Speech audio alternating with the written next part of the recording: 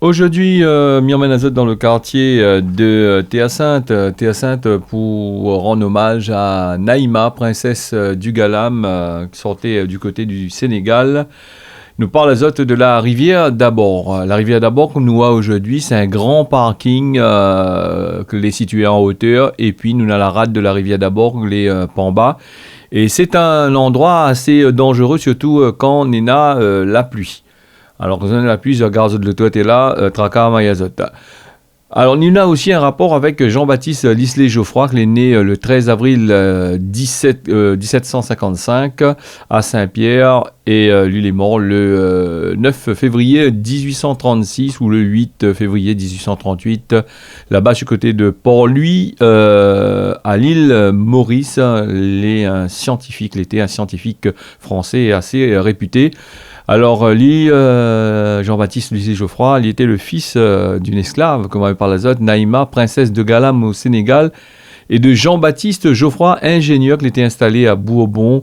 C'est un homme de lumière, comme il dit, éduqué et libéral. Son moment a été affranchi le jour de son baptême, le 23 août 1755, ce que la permet à Lislet-Geoffroy de naître libre. Il était adopté par la suite par son père, son papa biologique, l'a pu par la suite donner à lui son nom. Ce procédure-là était un peu dur quand même dans le temps longtemps, qu'il était imposé par le code noir à un maître pour un affranchi de reconnaître ses propres enfants.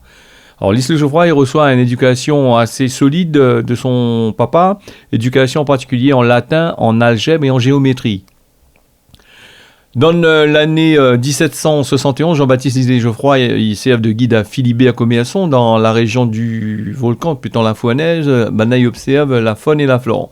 Et par la suite, il sera astronome, botaniste, cartographe, géologue, et ce qui vaut qu'il va devenir le premier ressortissant d'une colonie français correspondant à l'Académie des sciences le 23 août 1786.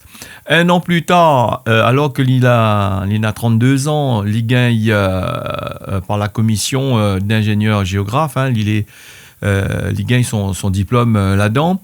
Et il y applique à lui à cartographier îles, l'océan Indien, les Seychelles, Madagascar, tout ça là.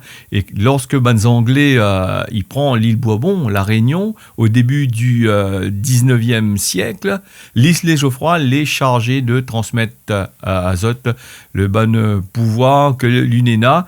Alors, comme il est très apprécié par Anglais là, parce que Lislet-Geoffroy avait quand même un bon bagage dans la tête, il était assez fort. Et comme il était apprécié par Anglais là, il va devenir finalement le premier citoyen britannique. Alors là, en gros, pour le petit histoire de la rivière d'Abord, il est situé sur côté Saint-Pierre, un quartier à la sortie de Saint-Pierre, ça va vers Saint-Joseph.